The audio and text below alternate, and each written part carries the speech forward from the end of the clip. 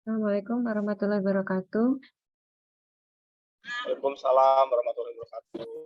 Oke, yang terhormat Pak Hanhan, pembimbing PKL untuk mahasiswa yang PKL di PT Athena Royal Cosmetic.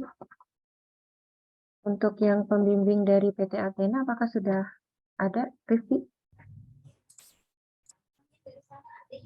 Ada Ibu Nidi Nur Apriliani. Ibu atau Bapak? Ibu Nidi. Oh, Ibu Nidi. Selamat sore, Bu Nidi. Selamat sore, Bu. Oke. Baik, hari ini akan diselenggarakan seminar PKL ya. Mungkin ini untuk yang pertama kali di Prodi Kimia. Terima kasih atas kehadirannya. Hari ini akan ada 4 presenter yang akan mempresentasikan hasil PKL-nya di PT Athena Royal Cosmetic. Langsung saja kepada keempat presenter, akan dilakukan bersama-sama atau bagaimana? Satu-satu. Dilakukan bersama-sama, Ibu. Oke, dilakukan bersama-sama. Dipersilakan.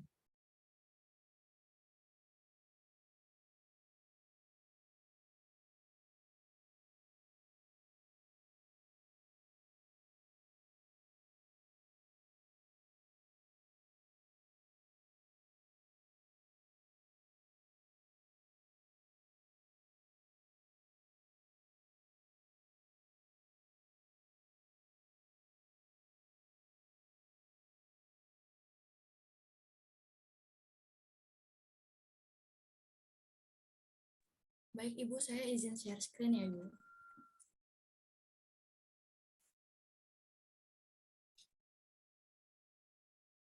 Apakah sudah terlihat untuk share screen-nya? Sudah terlihat sih. Tinggal di slideshow ya. Baik, Assalamualaikum warahmatullahi wabarakatuh. Selamat sore dan salam sejahtera untuk kita semua. Puji syukur kehadirat Tuhan Yang Maha Esa karena atas berkat dan rahmat-Nya, kita dapat berkumpul pada sore hari ini dengan keadaan sehat walafiat. Yang saya hormati kepada Bapak Hanhan Yarnhar MSI dan Ibu Nidi Nur Apriliani selaku dosen pembimbing dari Prodi Kimia dan juga perwakilan instansi PT Athena Royal Cosmetica, Ibu Dr. Vera Kurnia Dewi MSI selaku dosen pengampu mata kuliah praktik kerja lapangan dan teman-teman sekalian. Terima kasih saya ucapkan kepada para dosen dan teman-teman sekalian karena telah meluangkan waktu untuk hadir pada presentasi sidang hasil praktik kerja lapangan kami Kamis 15 Desember 2022. Sebelum materi dimulai, izinkan kami untuk memperkenalkan diri. Kelompok kami praktik kerja lapangan dilakukan atas 4 orang, yaitu Lutfia Miftafallah, Nur Hasanah, Muhammad Rifki Sairin, dan saya Wafin Razizah. Presentasi akan ditampilkan berdasarkan 8 poin, yaitu latar belakang, tujuan dan manfaat, profil perusahaan, alur produksi, deskripsi kerja, proyek mandiri, saran atau evaluasi, dan juga penutup. Ilmu kimia memiliki peranan yang luas dalam berbagai bidang industri. Salah satunya adalah dalam perkembangan produk kosmetik. Saat ini, munculnya tren berbagai produk lokal kosmetik yang aman dan berkualitas merupakan hasil dari perluasan penelitian terhadap formulasi produk kosmetik yang mengikuti perkembangan ilmu kimia. Ketertarikan terhadap peranan ilmu kimia dalam industri kosmetik menjadi landasan kami untuk melaksanakan praktik kerja lapangan pada PT Athena Royal Cosmetica. Adapun pelaksanaan praktik kerja lapangan merupakan bentuk pembelajaran yang bertujuan untuk meningkatkan sumber daya mahasiswa dengan memberikan ruang untuk berkembang di dunia kerja secara nyata dalam bentuk kolaborasi antara perguruan tinggi dengan instansi industri terkait. Selanjutnya, kegiatan praktik kerja lapangan ini dilakukan dengan tujuan untuk dapat memperluas pengetahuan dan meningkatkan keterampilan terkait dunia kerja nyata, mengembangkan diri dengan melatih sikap bertanggung jawab serta disiplin, mengimplementasikan ilmu kimia yang diperoleh selama perkuliahan pada lingkungan praktik kerja lapangan, dan yang terakhir menganalisis alur produksi yang dilakukan untuk menghasilkan suatu produk dalam industri kosmetik. Adapun manfaat dari kegiatan ini yaitu memperoleh pengalaman kerja aktual terkait dengan ilmu yang diperoleh di dunia perkuliahan, mempelajari dan memahami alur proses produksi dan formulasi yang dilakukan untuk menghasilkan suatu produk, menjalin dan meningkatkan networking antara perguruan tinggi dan instansi atau perusahaan PKL, dan yang terakhir adalah sarana untuk mempelajari kekurangan dan kemampuan yang belum dikuasai serta membangun kerjasama tim yang baik. Selanjutnya adalah profil perusahaan. PT Athena Royal Cosmetica merupakan perusahaan yang bergerak di bidang industri kosmetik dengan menawarkan jasa pembuatan kosmetik atau maklon dengan skala internasional yang didirikan pada tahun 2019. Hingga saat ini, PT ARK telah memproduksi ratusan brand kosmetik lokal yang sesuai dengan standar CPKB atau cara pembuatan kosmetik yang baik yang telah diatur oleh BPOM. Beberapa brand yang telah bekerja sama dengan memakai jasa pembuatan kosmetik PT Athena Royal Cosmetica dapat dilihat pada layar. Di antaranya terdapat Pratista, Vimela, Tubiut, Martia, dan PT ARK juga mempunyai beberapa brand sendiri, salah satunya adalah Kezia Beauty. Untuk visi dan misi, PT Athena Royal Cosmetica mempunyai visi untuk menjadi perusahaan kosmetika berstandar nasional yang menghasilkan produk kosmetik yang aman, halal, dan inovatif secara konsisten dengan mengedepankan iptek. Lalu untuk misi yang dijalankan oleh PT Athena Royal Cosmetica diantaranya menghasilkan produk kosmetika yang berkualitas tinggi sesuai dengan standar CPKB sehingga dapat diterima oleh masyarakat secara nasional, meningkatkan kompetensi dan integritas SDM yang berakhlak mulia sebagai aset perusahaan, menggunakan material yang aman dan halal sehingga produk dapat diterima oleh masyarakat.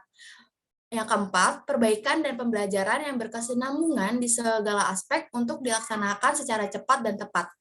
Yang kelima, meningkatkan kerjasama tim dalam organisasi yang solid dan didukung oleh leadership yang tinggi.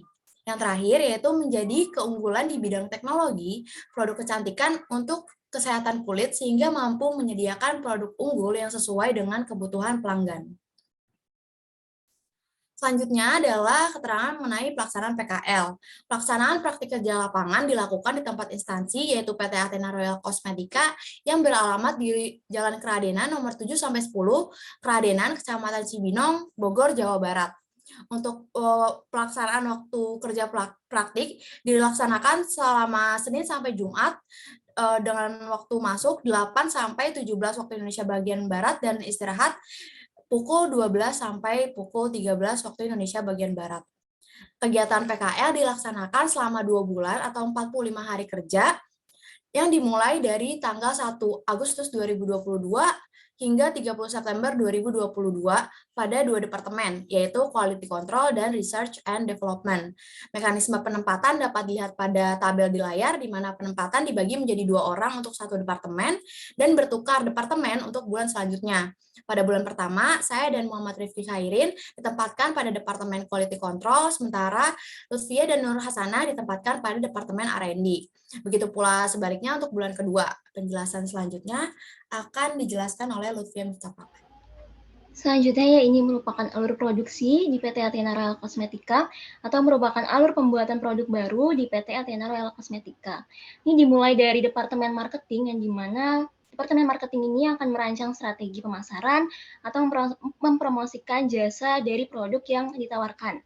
Nah, jika sudah mendapatkan customer atau pelanggan, nantinya bagian marketing ini juga akan memberikan informasi mengenai tata cara maklon di PT Athena Royal Cosmetica serta mendampingi customer juga dalam pembuatan konsep rancangan produknya. Kemudian jika customer sudah mendapatkan keputusan final akan produk yang akan dibuat nantinya, kemudian tim R&D Research and Development ini akan membuat NPD atau New Product Development atau rancangan formulasi produk dan akan membuat juga sampel produknya dengan skala lab. Nah, setelah sampel produk selesai dibuat, nanti R&D ini akan mengirimkannya kepada customer untuk mendapatkan persetujuan akhir dari customer. Ini diberi waktu sampai 3 kali revisi.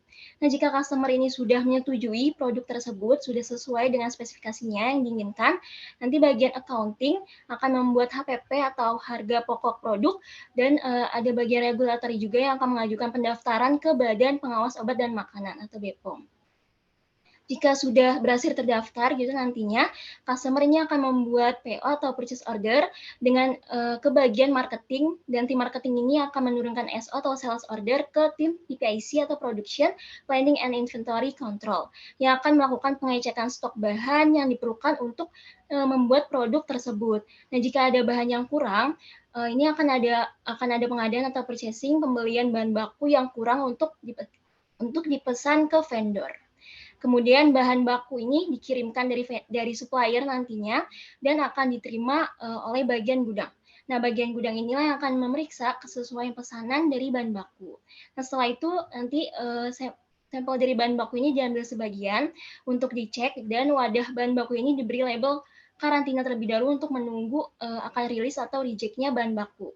Ini akan mengecek atau menguji itu dari tim QC yang akan memeriksa bahan baku sesuai atau tidaknya itu dengan COA atau Certificate of Analysis. Nah, jika sesuai spesifikasi bahan baku, dia akan rilis dan siap untuk masuk ke proses selanjutnya. Nah, jika reject, bahan baku tersebut akan dikembalikan kepada supplier. Nah, setelah semua bahan baku tersedia, maka bagian PPIC ini akan menurunkan SPK atau surat perintah kerja masuk ke operator penimbangan yang akan melakukan penimbangan bahan baku sesuai dengan yang tercantum dalam SPK. Nah, proses penimbangan ini juga diawasi oleh QC untuk memastikan semua proses dilakukan dengan tepat. Dan terus kemudian bahan baku yang sudah ditimbang selanjutnya ini akan memasuki proses produksi. Nah, di antara ini ada mixing atau pencampuran. Ini setelah proses mixing selesai, nanti ada balok atau produk ruahan yang dihasilkan itu akan diuji terlebih dahulu oleh QC. Nah, jika hasil pengujian yang dilakukan itu sudah sesuai dengan spesifikasi yang tertera tadi dalam SPK, nah langkah selanjutnya itu masih di proses produksi, yaitu proses filling atau memasukkan balok ke dalam kemasan primer, yaitu seperti botol, pot, dan sebagainya. Nah, setelah filling selesai, nanti produk akan melalui proses coding. Ya. Coding ini memberi informasi berupa nomor batch, tanggal kadaluarsa, dan nomor notifikasi dari BPOM pada kemasan produk menggunakan mesin inject.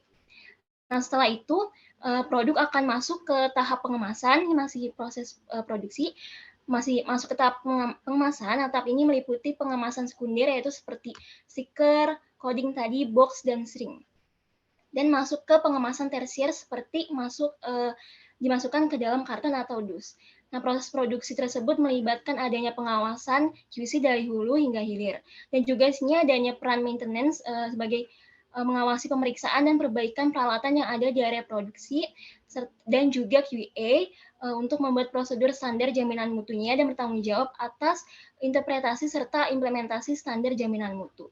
Nah, jika produk yang telah selesai dikemas atau biasa disebut finished good, selanjutnya ini akan diperiksa lagi oleh QC terlebih dahulu untuk diuji kesesuaiannya sebelum akhirnya ini diluluskan dan dikirimkan ke customer. Nah, produk jadi yang telah lulus pengujian QC nantinya dikirimkan ke customer apabila customer tersebut telah melunaskan semua administrasinya. Bisa next. Selanjutnya akan dilanjutkan oleh Muhammad Rifki Hayrin. Ya, baik, terima kasih.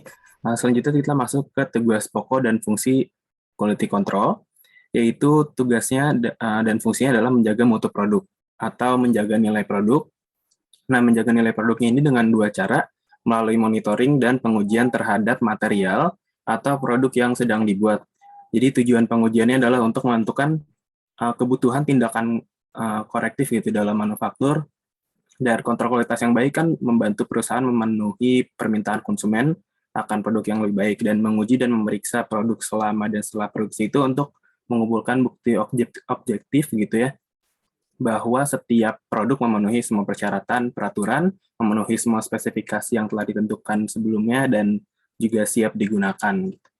Boleh di next? Dan ini gambaran dari ruang kerja di lab QC dan juga produksi.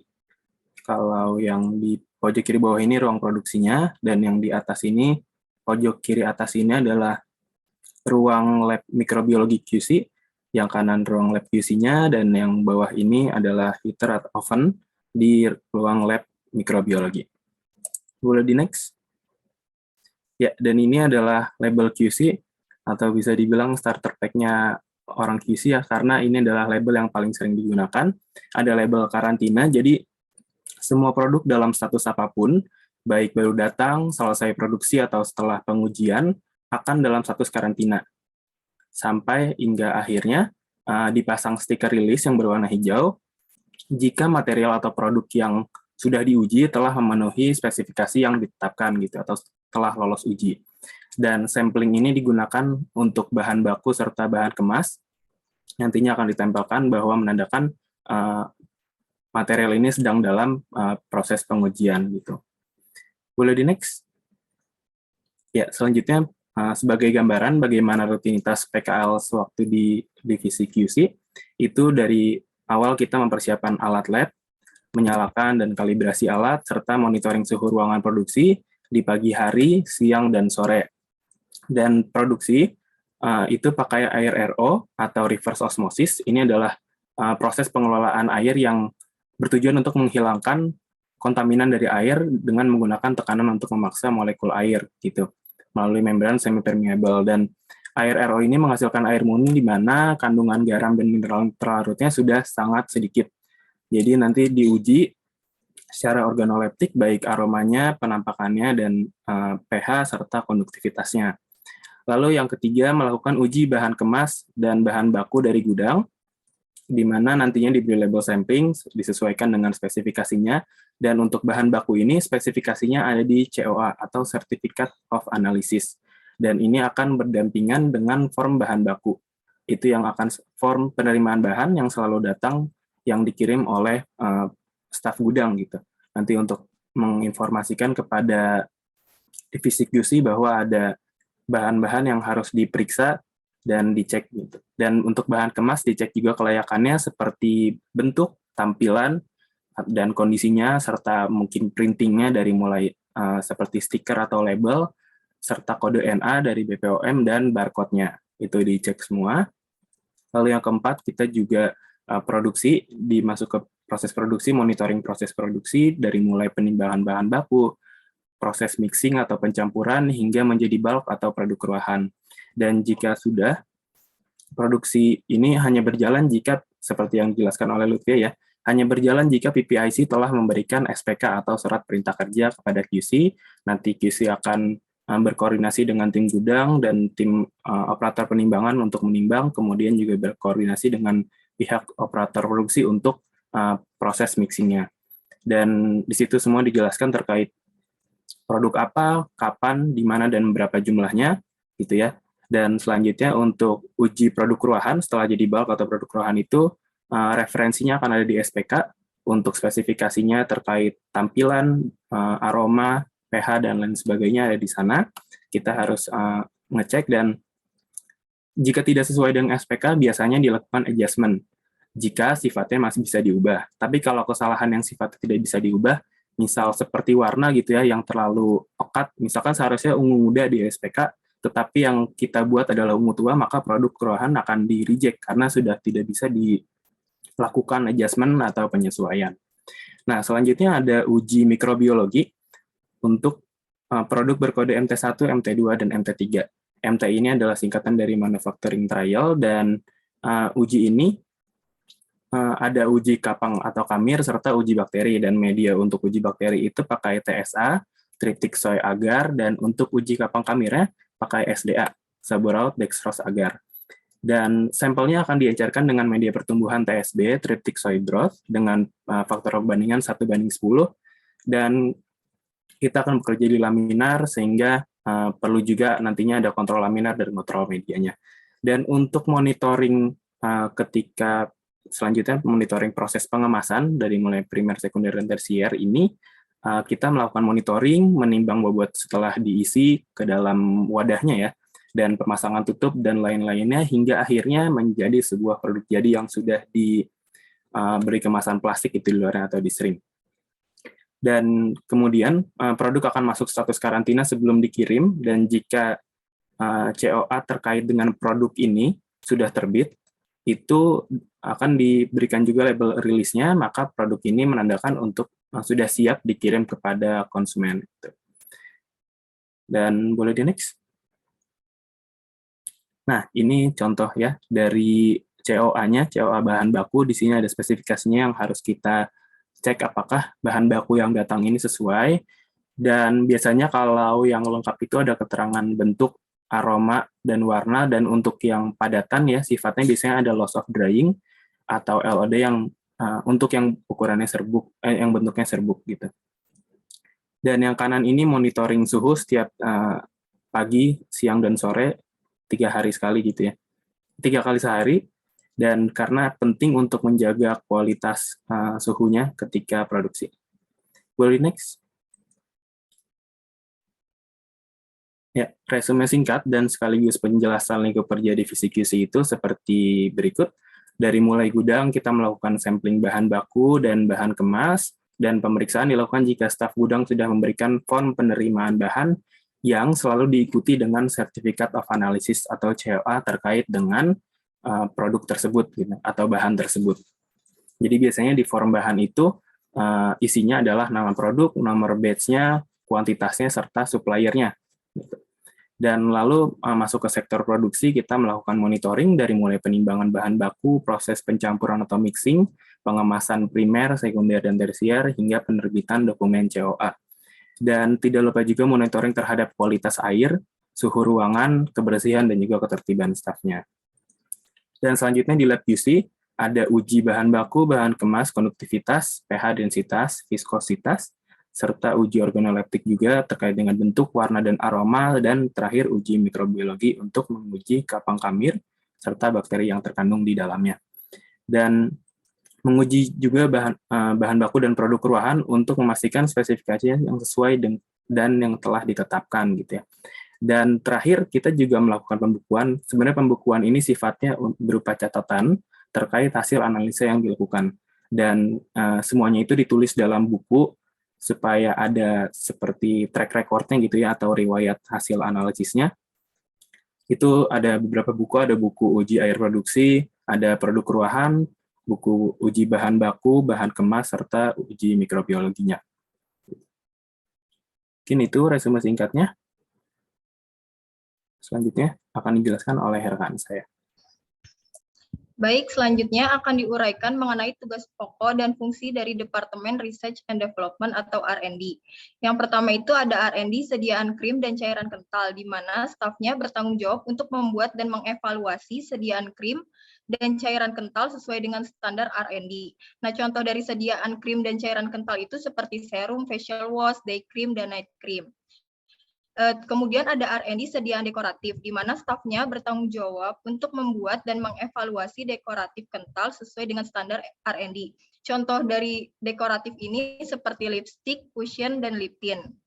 Kemudian ada R&D stabilitas, di mana stafnya bertanggung jawab untuk melakukan uji stabilitas semua produk yang dibuat oleh R&D. Nah, pengujian ini berupa uji organoleptik, viskositas, dan pH. Selanjutnya ada R&D validasi, di mana stafnya bertanggung jawab melakukan validasi produk baru dan mengawasi manufacturing trial di bagian produksi. Biasanya mengawasi pada saat penimbangan dan produksi dari MT1 sampai MT3. Yang terakhir ada admin R&D staff, di mana bertanggung jawab untuk membuat laporan hasil trial dan validasi secara berkala, serta menginput data formulasi ke dalam sistem. Boleh di next. Selanjutnya lingkup pekerjaan divisi R&D, research dan development bergerak untuk menciptakan produk yang sesuai dengan tren dan teknologi terbaru sehingga dapat bersaing di pasaran, di mana bertanggung jawab untuk memberikan informasi baru dan inovasi baru dan menemukan solusi formulasi yang terbaik untuk pengembangan suatu produk sesuai dengan ketentuan standar mutu. Nah, dalam kegiatan praktek kerja lapangan, kegiatan yang dilaksanakan selama berada di Departemen R&D meliputi membuat produk kosmetik dalam skala laboratorium atau laboratorium trial sesuai dengan formulasi yang sudah dikembangkan. Melakukan pengujian stabilitas terhadap suatu produk ruahan, di mana pengujian itu yaitu pengujian pH dan pengujian kekentalan atau viskositas. Kemudian melakukan validasi bahan baku dan pengawasan terhadap produk manufacturing trial MT1 sampai 3 meliputi proses penimbangan bahan baku, proses pembuatan produk, dan pengujian stabilitas untuk memastikan produk yang dibuat ini sudah sesuai dengan standar yang sudah ditentukan. Kemudian melakukan formulasi bahan untuk produk dan mencatat fungsi bahan baku yang akan digunakan. Boleh di next.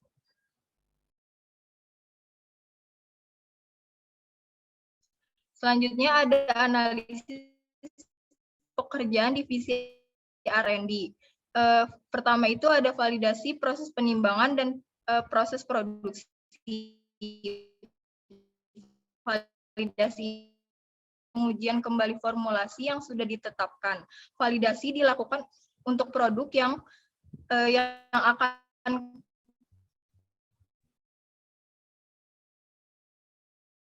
staf R&D berada pada ruangan penimbangan, hingga ruangan ini bertujuan untuk memastikan kembali kebenaran formulasi yang telah dikonversikan dalam skala laboratorium ke skala produksi. Try produk adalah proses pembuatan produk sesuai dengan formulasi yang sudah ditetapkan. Pemilihan formulasi ini dilakukan oleh seorang formulator yaitu kepala departemen R&D. Ada beberapa hal yang perlu diperhatikan, yaitu bentuk sediaannya itu apa, sifat dan konsentrasi bahan baku, keamanan pengawet yang digunakan, tanggal kadaluarsa bahan baku, sampai kemasan yang akan dipakai nantinya setelah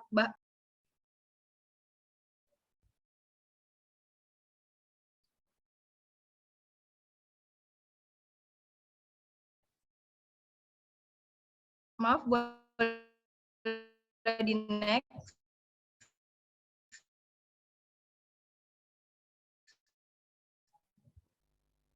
Nur, mungkin bisa off dulu videonya supaya lebih lancar. Sepertinya ada hambatan sinyalnya. Ya, baik. Selanjutnya ada analisis pekerjaan divisi R&D selanjutnya, yaitu mengevaluasi dan pengujian stabilitas produk ruahan. Setelah melakukan try produk yang dibuat, selanjutnya akan dilakukan uji stabilitas. Pengujian ini dilakukan uji stabilitas dengan parameter yang diamati pada pengujian ini adalah uji organoleptik, yaitu pengamatan warna, bentuk, dan aroma, kemudian pH dan viskositas dari produk yang sudah dibuat. Kemudian kandungan aktif yang terdapat di dalam sediaan dapat mempengaruhi stabilitas sediaan. Oleh karena itu, pengujian stabilitas suatu sediaan merupakan hal yang perlu diperhatikan untuk menyesuaikan suatu produk dengan standar yang sudah ditentukan sehingga dapat berfungsi secara efektif. Next.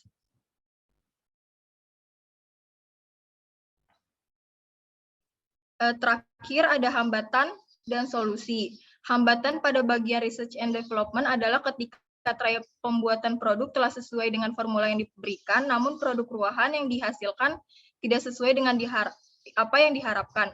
Untuk itu, solusi yang diberikan adalah pembuatan atau penggantian bahan baku yang digunakan dalam formula tersebut. Proses trial pembuatan produk ini dilakukan kembali dengan formulasi yang baru. Boleh di next.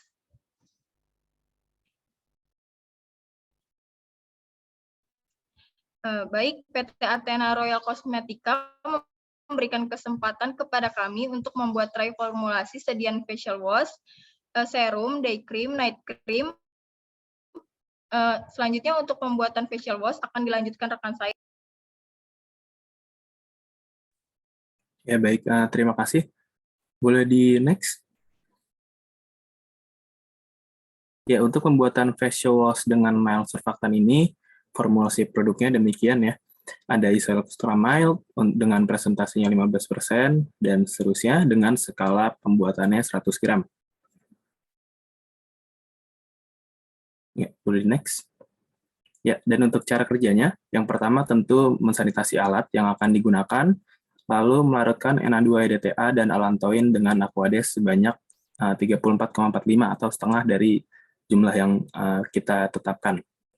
Dan kemudian isoxazolamide, CAPB, retik, serta NaCl kemudian dipanaskan hingga homogen atau disebut dengan M2 dan kemudian ditambahkan sisa Aquades ke M2 dan diaduk hingga homogen. Kemudian dilakukan pendinginan terhadap M2 hingga suhu berkisar di antara 35 hingga 40 derajat. Dan setelah suhu M2 sesuai, M1 yang tadi kita buat itu berisi Na2-EDTA dan allantoin, dimasukkan ke M2 dan diaduk hingga homogen, maka disebut dengan M3 sekarang. Dan ke M3 ditambahkan gliserin, kemudian dihomogenkan, lalu selanjutnya yang ke-8 dilarutkan mentol ke dalam alkohol dan disebut dengan M4, lalu M4 dicampurkan dengan M3 dan dihomogenkan hingga disebut sebagai M5. Dan untuk terakhir pada M5 ditambahkan saligar, kemudian dihomogenkan, lalu ditambahkan bahan-bahan aktif seperti lactic acid, aloe vera, serta Seraskin P. Lalu dihomogenkan, kemudian ditambahkan parfum, dan dihomogenkan, setelah itu ditambahkan high foam 850, dihomogenkan, dan terakhir ditambahkan butylene glycol. Itu untuk tahapan cara kerja pembuatan dari facial wash. Boleh next? Ya, dan spesifikasi produk yang saya buat itu dari bentuknya berbentuk cairan, dari segi warna tidak berwarna atau bening, dan terkait dengan aromanya sesuai dengan parfum yang digunakan, yaitu parfum Paris Style. Dan untuk pH ada di angka 3,88 serta viskositasnya 2,551 CPoise. Boleh next? Ya, dan terkait dengan fungsi bahan baku ya. Fungsi bahan baku ini yang tadi yang disebut dengan facial wash dengan malt surfactant itu adalah Iselux-nya. Iselux ini berfungsi sebagai malt surfactant karena kenapa penting gitu ada yang malt surfactant, karena terkadang kan kita tahu ada orang yang memiliki jenis kulit yang bersifat sensitif, dan hal ini yang mendasari penggunaan dari malt surfactant pada facial wash. Namun ketika menggunakan malt surfactant ini tentu ada tantangannya, yaitu kapasitas pembusaannya sangat sedikit gitu. Kan ada tuh bahan facial wash yang busanya sedikit. Nah, itu biasanya pakai malt surfactant.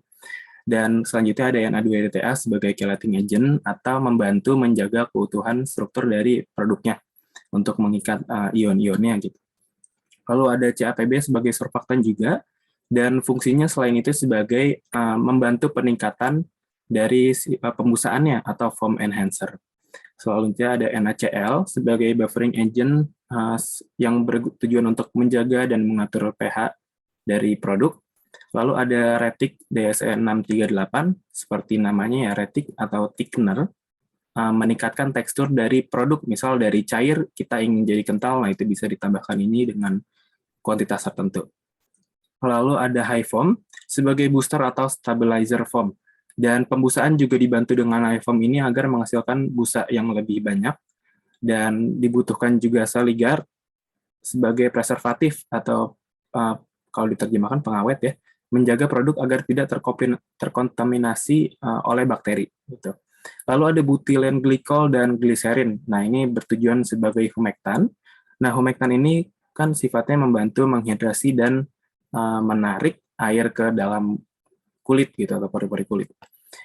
Selanjutnya ada mentolum. Ini hanya sebenarnya tambahan aja untuk membuat sensasi segar ya atau dingin setelah mencuci muka, dan tidak boleh terlalu banyak karena tentunya dapat menyebabkan iritasi pada kulit. Alkohol di sini digunakan sebagai pelarut untuk melarutkan mentolum tadi atau mentol. Lalu ada bahan-bahan, lalu ada parfum juga sebagai fragrance atau pewangiannya. Dan ada bahan aktif seperti lactic acid sebagai brightening agent membantu mencerahkan kulit. Aloe vera itu sebagai soothing agent atau agen pereda ya, bekerja untuk mengurangi biasanya tanda-tanda iritasi termasuk kemerahan atau bercak-bercak merah gitu. Seperti kalau misalkan kita pakai aloe vera gel kan kulit jadi akan terasa ringan atau rileks gitu ya. Nah, habis itu juga ada Seraskin P, dan ini bertujuan sebagai skin barrier protection, di mana untuk menjaga kesehatan dan struktur kulit supaya baik dan sehingga tidak gampang terkontaminasi oleh mikroba gitu. Dan efeknya jika skin barrier tidak dalam kondisi baik, itu akan menyebabkan kemerahan atau kulit gatal atau kering biasanya dan iritasi. Nah, menurut Kanwar di artikelnya tahun 2018 tentang fungsi skin barrier itu penting karena secara fisik melindungi dari ancaman eksternal seperti agen-agen yang membuat infeksi kulit, bahan kimia, toksisitas sistematik, dan alergen gitu. Dan secara internal ini penting karena kulit membantu mempertahankan homeostatis dan melindungi dari peningkatan kehilangan air dari tubuh. Dan selanjutnya yang terakhir yaitu allantoin atau shooting agent. sama sebagai agen pereda, tetapi dia juga punya sifat sebagai pelembab juga di sampingnya. Mungkin itu terkait dengan pembuatan produk facial wash. Boleh next? Ya, untuk selanjutnya akan dijelaskan oleh Nur Hasan. Baik, terima kasih. Sebelumnya saya izin untuk off cam karena terkendala sinyal. Selanjutnya ini ada pembuatan serum. Kebutuhan terhadap kosmetik yang semakin meningkat menandakan bahwa kosmetik telah menjadi elemen penting yang sulit untuk dipisahkan dari gaya hidup masa kini. Salah satu bentuk sediaan kosmetik yang berkembang yaitu serum. Serum merupakan salah satu produk yang digunakan setelah menggunakan toner atau essence dan sebelum menggunakan mask yang rendah. Kemudian kelebihan dari serum ini memiliki konsentrasi bahan aktif yang tinggi serta sehingga memberikan efek yang mudah diserap oleh kulit dan lebih menyebar ke dalam permukaan kulit karena viskositasnya tidak terlalu tinggi. Kandungan bahan aktif yang tinggi membuat serum menjadi produk yang sangat diminati. Boleh di next. Kemudian ada formulasi trialnya. Di sini yang saya gunakan yaitu Keltrol, Glycerin, Na2-EDTA, Butylen Glycol, Phenoxyetanol, Witch Hazel, Retinol CC. Untuk banyaknya bahan yang digunakan bisa dilihat pada tabel. Selanjutnya EDG+, aloe vera, allantoin, niacinamide, dan aquades dengan skala pembuatan yang akan digunakan dengan skala pembuatan sebanyak 100 gram. Next. Kemudian ada cara kerjanya. Yang pertama, melakukan sanitasi alat, kemudian memasak air hingga suhu kira-kira 70 derajat Celcius, ditimbang gliserin dan keltrol, kemudian dilarutkan gliserin dan keltrol dengan air panas, kemudian dimasukkan ke dalam beker berukuran 100 ml, diaduk sampai homogen, setelah itu didinginkan. Selanjutnya ditimbang Na2-DTA, kemudian dilarutkan dalam air 5 ml. Kemudian diaduk sampai homogen, lalu dimasukkan ke dalam fase 1. Next.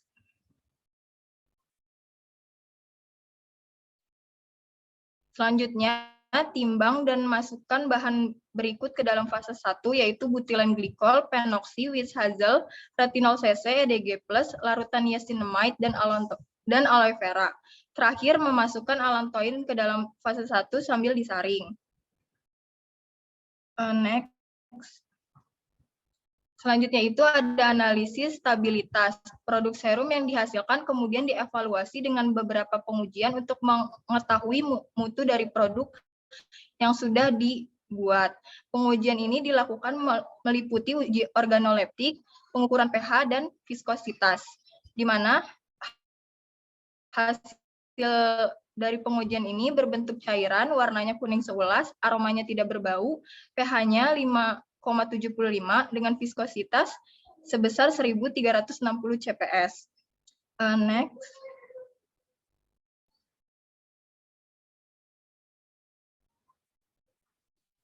Adapun fungsi bahan baku yang digunakan yaitu ada thickener agent atau bahan pengental. Pada serum yang dibuat ini menggunakan phenoxyetanol, di mana berfungsi untuk menetralisir ion logam sehingga produk lebih stabil dan tahan lama. Kemudian humectan adalah bahan dalam produk kosmetik yang digunakan untuk mencegah hilangnya pelembab dari produk dan meningkatkan jumlah air kelembapan pada lapisan kulit terluar saat digunakan. Nah, di sini pada serum yang saya buat itu digunakan gliserin sebagai humectan.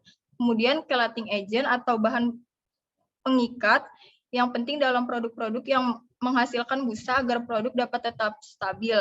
Chelating agent yang digunakan adalah Na2-DTA, kemudian pengawetnya digunakan phenoxyetanol. Selanjutnya pelarutnya adalah air dan untuk fungsi penetralannya digunakan EDG+. Pada produk serum ini Keltrol akan memberikan efek halus untuk mengurangi kelengketan. Nah, biasanya Keltrol ini digunakan pada produk seperti lotion, sunscreen, sabun cair, krim, dan produk perawatan rambut. Kemudian ada fungsi witch hazel digunakan untuk mengurangi kemerahan pada kulit dan memberikan efek menenangkan pada kulit. Witch Hazel juga berfungsi untuk mengurangi iritasi kulit dan ruam pada kulit. Selanjutnya ada niacinamide, digunakan sebagai bahan aktif yang berfungsi untuk mengobati kondisi dermatologis seperti meredakan jerawat, menunda penuaan kulit, dan selanjutnya ada butilen glikol, digunakan sebagai pelarut juga yang berfungsi untuk melembabkan kulit dan rambut. Dan yang terakhir ada aloe vera, digunakan karena memiliki kandungan antioksidan, vitamin A dan vitamin C, sehingga dapat membantu mengobati luka jerawat dan kulit kering. Selanjutnya,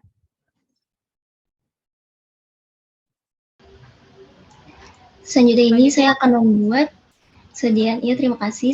Selanjutnya akan membuat sediaan krim, yaitu di sini day cream. Nah, saya memilih untuk membuat day cream brightening karena salah satu produk kosmetik gitu yang banyak digunakan saat ini juga merupakan produk pencerah.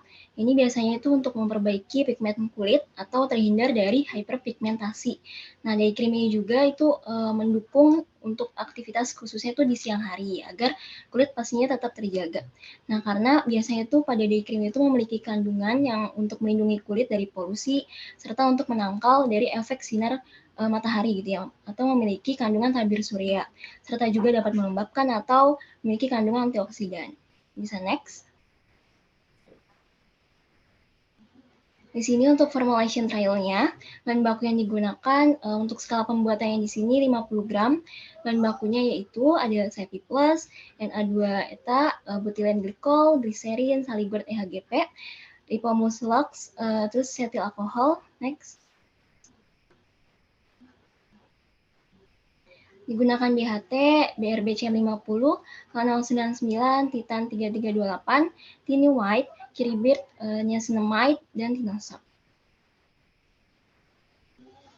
Kemudian untuk langkah kerjanya dalam pembuatan day cream brightening ini, yang pertama pastinya melakukan persiapan semua bahan dan sanitasi alat. Kemudian yang pertama kali selanjutnya dilakukan yaitu memanaskan Aquades hingga mendidih, kurang lebihnya itu 80 derajat Celcius. Kemudian melarutkan bahan-bahan yang harus dilarutkan, misalnya seperti niacinamide dan Titan 3328. Kemudian ditimbang bahan fase 1, di sini menggunakan fase air dan fase minyak. Ini untuk fase 1-nya itu ditimbang fase air dalam 1 gelas beker 100 ml. Di antara ini ada CP+, Na2-eta, butilen glikol, dan gliserin. Bisa next. Nah, kemudian ditambahkan air panas ke dalam beker 100 ml yang berisi fase air tadi, kemudian diaduk hingga campuran itu homogen.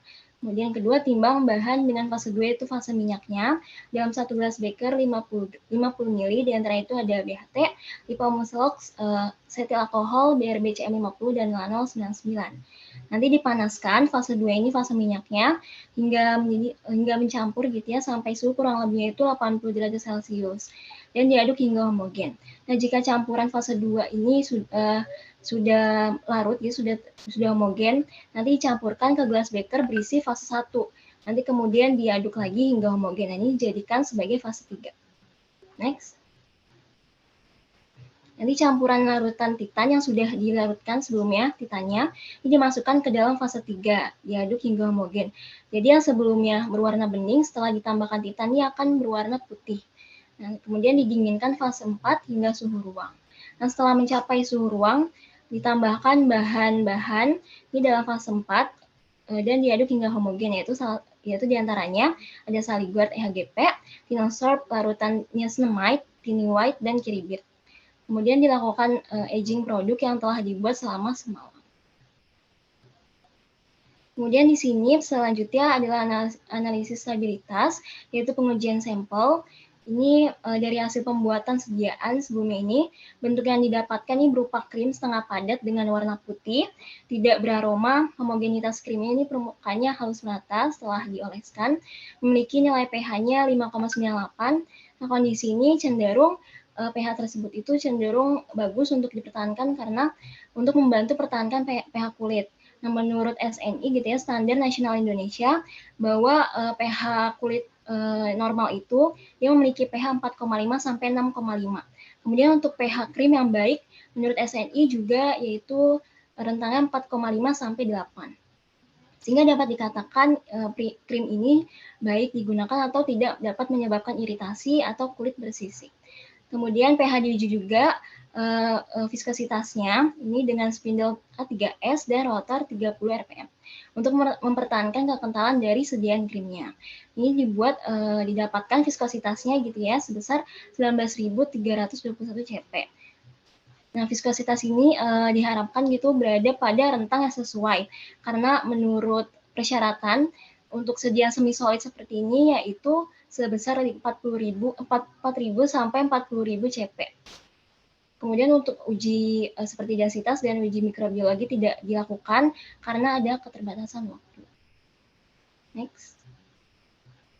Selanjutnya ini ada fungsi bahan yang digunakan untuk komponen utama yang biasa digunakan dalam sediaan krim itu terdapat thickener, kelating, emulgator, antioksidan biasanya, pengawet, humektan, emollient, dan zat aktif lainnya. Dan dalam pembuatan day cream ini, bisa terdapat CP+, isinya sebagai agen pengental atau thickener agent. Ini CP+ ini pada fase air itu merupakan salah satu yang terpenting karena memiliki fungsi sebagai thickener, tadi bahan pengental. Karena untuk konsistensinya dari krim atau gel dari sebuah produk yang akan dibuat. Kemudian ada Na2-eta, disodium eta, digunakan sebagai agen pengkelat atau chelating agent. Ini untuk mencegah agar tidak mencampuri reaksi lain dan dapat memperpanjang nantinya daya simpan produknya. Kemudian digunakan butilan glikol sebagai humektan atau untuk memberikan nantinya efek kelembapan pada kulit dan tidak membuat kulit tersebut menjadi kering. Kemudian menggunakan gliserin atau moisturizing agent di sini fungsinya yaitu merupakan salah satu bahan pelembab yang baik untuk kulit dan dapat meningkatkan daya sebar krim dan lotion. Kemudian digunakan saliguard EGP ini sebagai sebagai pengawet yang bebas paraben. Di mana ini untuk melawan bakteri dan jamur. Kemudian menggunakan titan 3328. Nah, titan ini atau titanium dioxide ini berfungsi nanti sebagai peningkatan dari kualitas warna putih. Tadi dari bening jadi putih karena ada titan 3328 ini. Atau sebagai pigmen warna. Dan serta dapat melindungi kulit itu dari UVA dan UVB. Kemudian digunakan tinosorb ini sebagai filter UV juga dan untuk mencegah kerusakan kulit. Dan menggunakan DHT di sini sebagai antioksidan, mana untuk menjaga produk dan kinerja produk jika terpapar udara atau sebagai juga stabilisator. Kemudian digunakan lipomols, ini digunakan karena dia berfungsi sebagai pengemulsi atau emulsifier dan sebagai emollient untuk menghaluskan dan melembutkan kulit. Kemudian digunakan setil alkohol, ini berfungsi sebagai pengemulsi juga, emulsifier, lalu juga sebagai emollient juga yang dapat menghaluskan kulit dan untuk setil alkohol ini dia sebagai pengontrol viskositas juga, yaitu sebagai zat pengental juga dan penstabil untuk sediaan minyak dalam air. Kemudian digunakan BRBCM 50, ini berfungsi sebagai humektan atau dapat melembabkan kulit. Humektan ini merupakan agen pelembab yang umum dan sebagai emollient. Dan Lanol 99 ini digunakan sebagai emollient juga yang dapat menyejukkan nantinya dan menghaluskan serta untuk biasanya itu digunakan penyakit kulit bersisik. Kemudian di sini menggunakan bahan aktif, di antara itu ada niacinamide, ini sebagai vitamin B, anti-aging, kemudian untuk penuaan kulit atau skin brightening, kemudian menggunakan tiny white sebagai bahan aktif. Tiny white ini sebagai bahan aktif untuk pencerah kulit atau sebagai agent brightening juga. Di sini dia fungsinya juga untuk mengurangi pembentukan melamin atau si anti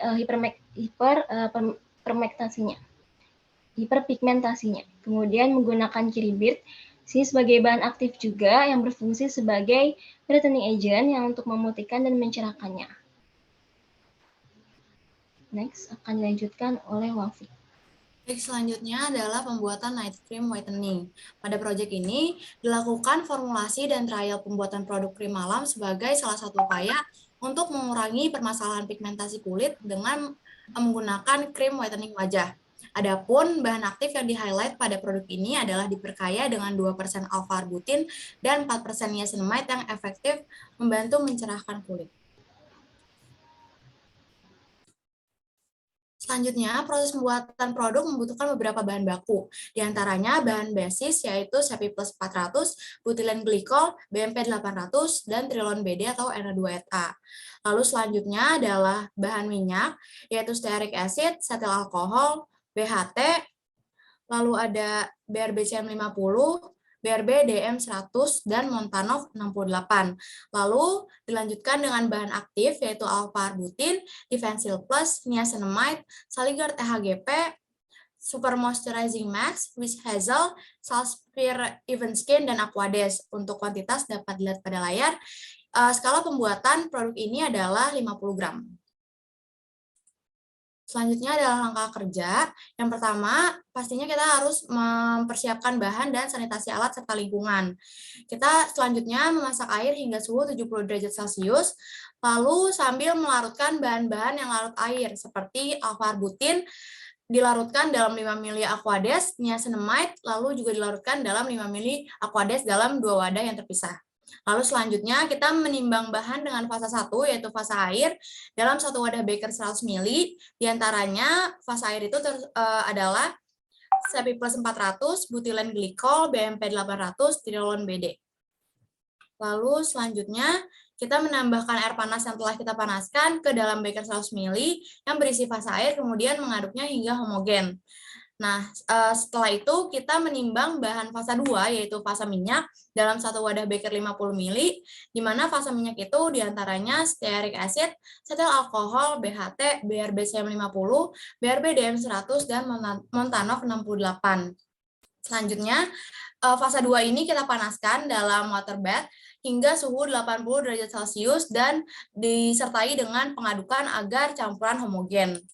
Selanjutnya, fasa 2 yang telah panas sesuai suhu yang diinginkan dimasukkan ditunggu hingga suhu ruang dan dimasukkan ke dalam gelas beker berisi fasa 1, kemudian diaduk hingga homogen. Ini akan menjadi fasa 3. Selanjutnya fasa 3 didinginkan hingga suhu ruang dan setelah mencapai suhu ruang ditambahkan bahan berikut itu bahan-bahan aktif dan diaduk hingga homogen. Bahan-bahan tersebut yaitu larutan alpha-arbutin dan larutan niacinamide yang telah dibuat, Defensil Plus, Saligard EHGP, Super Moisturizing Max, Witch Hazel Distillate, Salspir Even Skin. Lalu selanjutnya setelah bahan-bahan aktifnya masuk, diaduk hingga homogen, lalu setelah produk jadi, kita melakukan penyaringan produk dengan menggunakan kain saring sehingga tidak terdapat partikel atau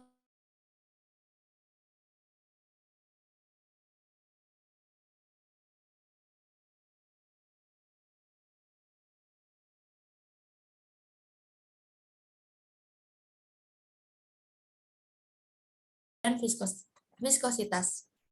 Lalu untuk analisis stabilitas yang didapatkan, bentuknya adalah krim dengan warna putih pucat atau cloudy, aromanya tidak berbau, dan pH 4,58. pH ini seperti yang telah dijelaskan oleh Lutfia, masih memenuhi standar pH yang disarankan oleh BPOM, di mana pH untuk kesediaan krim 4,5 hingga 8. Lalu viskositas diukur dengan spindle A3S dengan rotor 30 rpm yang diperoleh nilai 10,798 centipoise. Selanjutnya adalah fungsi bahan yang digunakan. Yang pertama adalah Cepi Plus 400, di mana Cepi Plus ini merupakan bahan basis yang berperan sebagai agen pengikat atau thickener agent yang memberikan kesan licin seperti silikon yang lembut pada kulit. Lalu ada butilen glikol, ini berfungsi sebagai humektan yang bekerja dengan baik dengan hampir semua bahan yang digunakan karena dapat melindungi dan memperbaiki kondisi kulit. Lalu selanjutnya ada BMP 800, ini juga berperan sebagai humektan yang berfungsi untuk mencegah hilangnya kelembapan kulit. Lalu ada trilon BD atau Na2ETA, ini sebagai agen pengkelat. Ada juga stearic acid yang berfungsi sebagai pengemosi atau emulsifier. Lalu ada cetyl alkohol yang penggunaannya berfungsi sebagai emulsifier non-ionik. Lalu selanjutnya ada BHT, ini merupakan antioksidan sintetik yang digunakan pada produk kosmetik, sehingga mampu menangkal adanya spesies oksigen reaktif.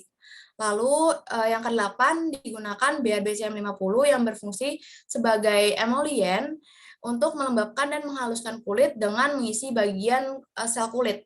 Lalu yang ke-10 digunakan Montanov 68 yang Wafik mungkin dipersingkat saja, tidak usah Baik. terlalu detail ya. Baik, untuk di sini Montanov 68 berfungsi sebagai emulsifier, lalu alpha-albutin ini merupakan bahan aktif utama yang digunakan itu sebagai skin brightening. Lalu ada Defensil Plus berfungsi sebagai bahan aktif yang berfungsi untuk anti iritasi.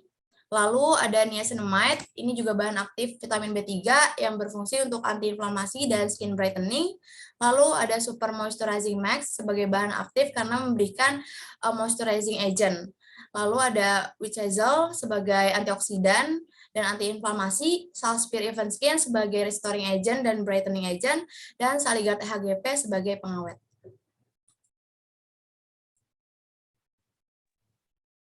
Baik, selanjutnya saran atau evaluasi. Yang pertama, perlu adanya peningkatan mutu produk dan inovasi dari PT Athena Royal Cosmetica dalam kualitas produk agar kedepannya dapat bersaing dengan brand kosmetik lokal lainnya. Mempertahankan kedisiplinan, ketelitian, dan kebersihan para staf di laboratorium dan perlu ditingkatkan agar dapat memperoleh hasil yang maksimal. Kemudian peningkatan fasilitas penunjang yang belum memadai agar dapat memberikan kualitas produk yang lebih baik dan lebih bervariasi. Terakhir, menjaga dan meningkatkan komunikasi dalam bekerja agar mencegah terjadinya kesalahpahaman atau miskomunikasi. Selanjutnya, penutup, demikian pemaparan yang kami sampaikan. Terima kasih kepada Bapak Ibu dosen dan teman-teman semua atas perhatiannya. Mohon maaf apabila terdapat ucapan dan tingkah laku kami yang kurang berkenan di hadapan Bapak Ibu dan para hadirin sekalian. Wabillahi taufiq wal hidayah. Wassalamualaikum warahmatullahi wabarakatuh. Saya kembalikan ke Ibu Vera.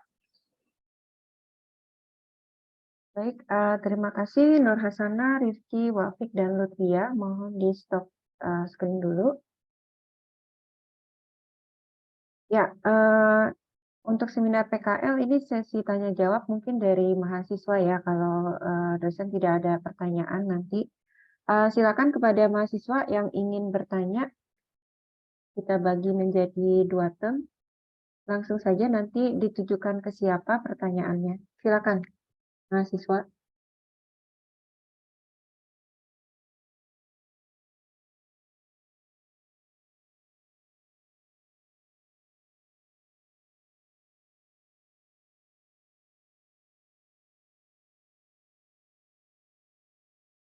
Halo, mahasiswa.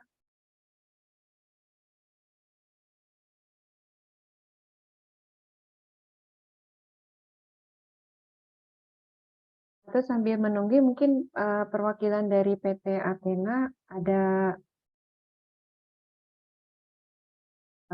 Rizky minta tolong di perwakilan dari PT Athena Royal Cosmetic mungkin ada masukan dulu Bu, silakan.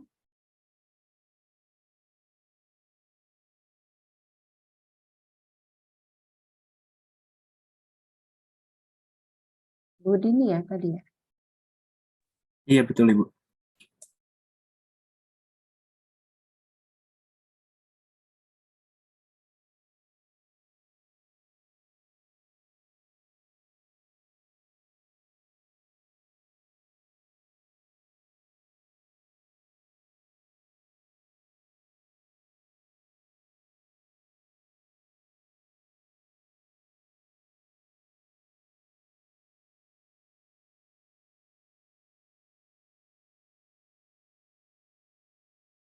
Oke, mahasiswa ada pertanyaan nggak? Saya mau bertanya, Bu. Ya, silakan. Siapa nih? Saya Gahtan Holid Basin dari angkatan 2021. Ya, silakan. Baik, saya mau tanya untuk mungkin siapa aja ya. Jadi pertanyaan saya itu, kalau misalnya di dalam skincare ada sebuah bahan aktif itu, apakah jumlahnya itu akan mempengaruhi reaksi bahan aktif tersebut di produk tersebut, atau bisa atau enggak dia hanya bereaksi pada kulit gitu. Jadi misalnya, apakah di dalam skincare tersebut bahan aktif yang kita tambahkan itu dia udah bereaksi dulu sebelum dipakai di kulit gitu. Langsung saja dijawab. Terima kasih. Ya, terima kasih pertanyaannya. Siapa tadi namanya? Ya, mungkin coba dijawab ya. Kalau misalkan terkait dengan bereaksi atau belumnya, itu kalau misalkan sesudah kontak yang kami tahu dengan kontak dengan kulit. Tapi kalau misalkan baru dicampur-campur, itu masih belum bereaksi atau maksudnya kehilangan manfaatnya gitu dari bahan tersebut. Tapi ketika sudah kontak dengan kulit, baru bahan tersebut dapat aktif begitu.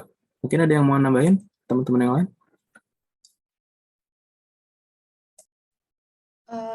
Saya izin menambahkan dari yang saya ketahui.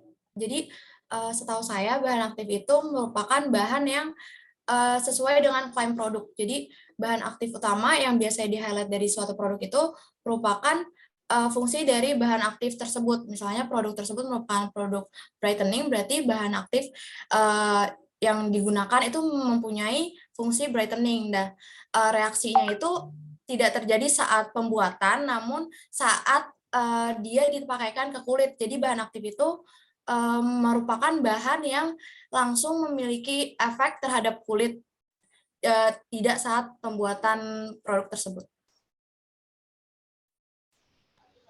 Iya, ingin menambahkan saja sedikit, mungkin keterkaitannya gitu ya. Tadi benar kalau misalkan biasanya itu untuk bahan aktif itu akan bekerjanya setelah dia terkena kulit atau terkena yang ingin diperbaiki gitu ya.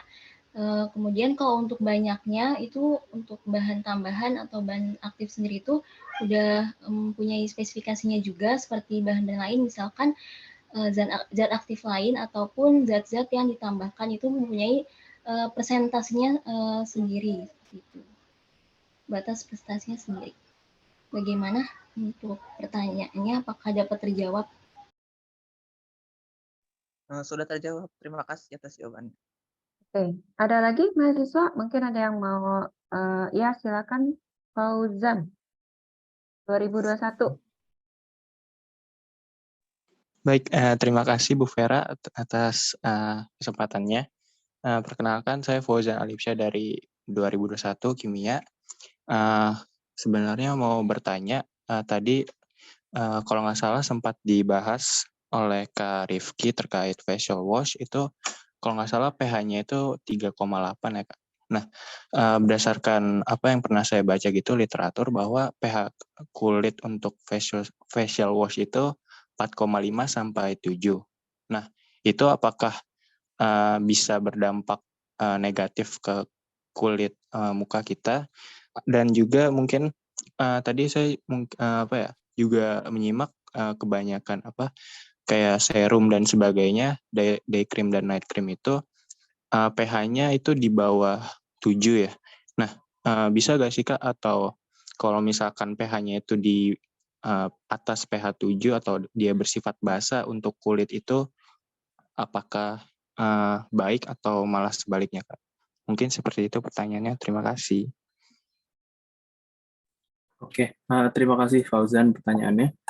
Terkait dengan facial wash ya, kalau misalkan facial wash kan sebenarnya dia tadi di bawah dari yang seharusnya gitu, karena dan sebenarnya juga pH kulit kan di angka 4 dan seterusnya, tapi tergolong asam dan ini si facial wash-nya 3,88 gitu. Mungkin akan terasa agak keras ketika di kulit gitu karena terlalu asam pH-nya, tapi bisa di-adjust dan tentu akan ada konsekuensinya ketika pakai yang terlalu keras pH-nya, ya mungkin iritasi atau kemerahan biasanya atau jadi kulitnya kering gitu. Dan walaupun untuk kan biasanya kalau habis pakai facial wash gitu yang mungkin pH-nya basa, itu muka akan terasa kencang gitu ya, tapi itu justru nggak baik karena butuh waktu lama untuk kulit balik ke pH aslinya atau kondisi naturalnya gitu. Jadi sebenarnya ada agak benefitnya juga ketika pH-nya lebih sedikit asam atau mungkin pas gitu ya. Jadi ketika pun cuci muka itu sesuai dengan pH yang seharusnya dimiliki oleh kulit di sekitar 4, 5,5 atau 6 gitu. Mungkin itu. Dan untuk night cream boleh dijawab oleh Wafik dan Falah ya.